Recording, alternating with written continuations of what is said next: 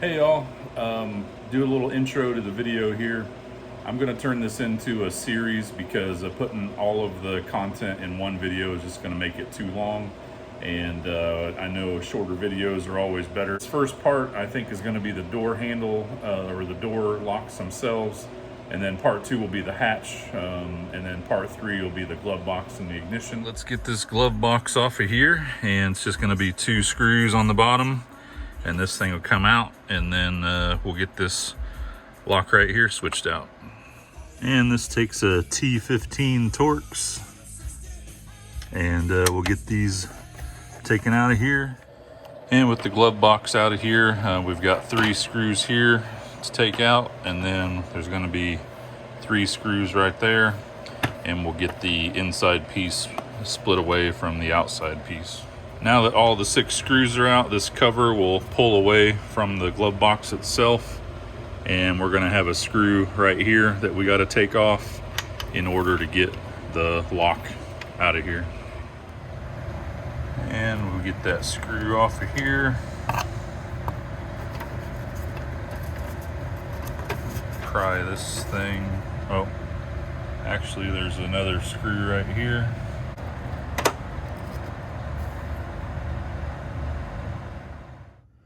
Well, that's been fun. Over an hour's gone by since the last clip I recorded when I was getting ready to take this out. This has not gone as planned. It has been a chore to get this out of here, and I had to use a few different thin tools, little micro screwdriver and some tweezers to get the little tumblers all lined up in a way to get this into the lock position. And then once it's in the lock position, there's just one tumbler on the back side that you got to push in with something to allow the whole thing to slide out the front. In the process of doing that, I did finally get it out. I have the new one in now. You just literally push it in once you get the old one out, and it sets itself in place. But as I had it popped out, the old one, this piece fell apart, and then this piece popped out, and the spring behind it, I lost it under my workbench. So yeah, I've been a little pissy the last few minutes, but everything is now back together. Everything's working. I got the spring in correctly. I got this thing in correctly, and my new keys with the new tumbler. I can, in the unlock position, the lever will work, and then you flip it to the lock position, take the key out, then it does not work.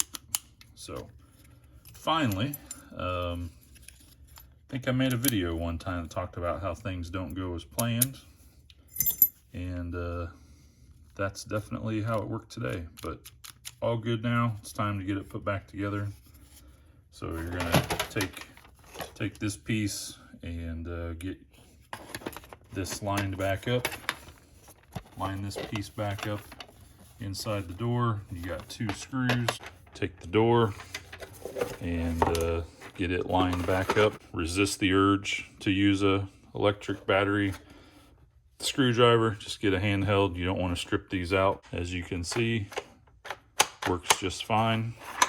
And we'll wipe this down, clean the inside out, and get it put back in the car. And there we go.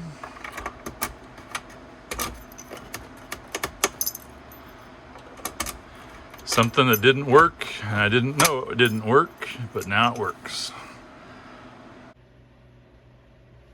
Now to wrap this series up, all I have left now is to replace the ignition switch to finally have all the keys and all the key cylinders replaced with new that looks much better, and to finally get my actual Ford keys that I've never had with this car.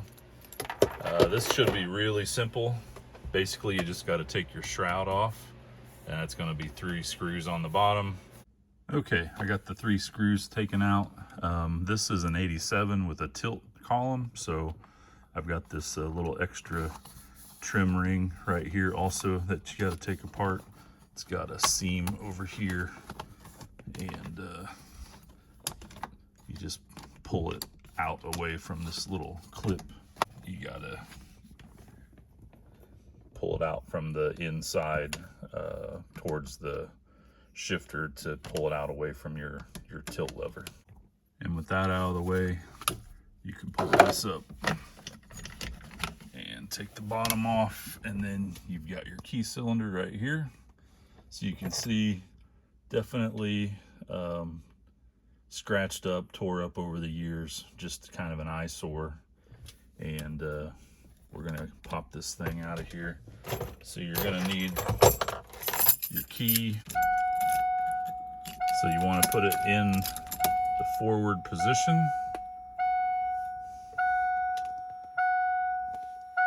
You want to trace down this one wire to the connector.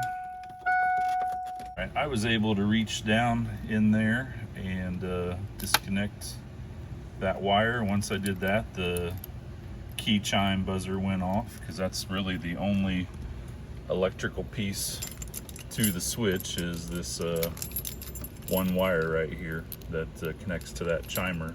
So again, with the key in the forward position, not trying to start, but just all the way forward before you would start it, you can see there's a little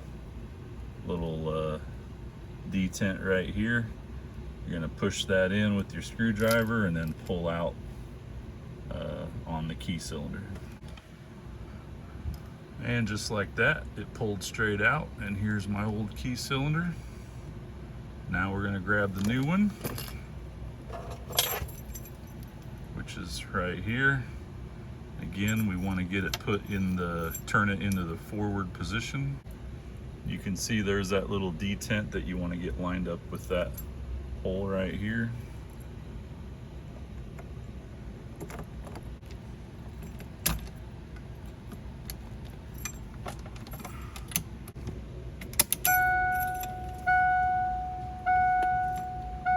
Okay, once I got it pushed in all the way as far as it would go, making sure you don't pinch your wire, you do have to then pop it back, push in the key release, go all the way back, take the key out, and from that point on, once you do that, that little piece in here will fill into that spot on where that hole is, and then as you can see, everything is locked in place. That's all there is to it. Okay, I've got the connector plugged in. Guess we might as well just try to give it a start, huh? And moment of truth, let's see if this new ignition will start the car.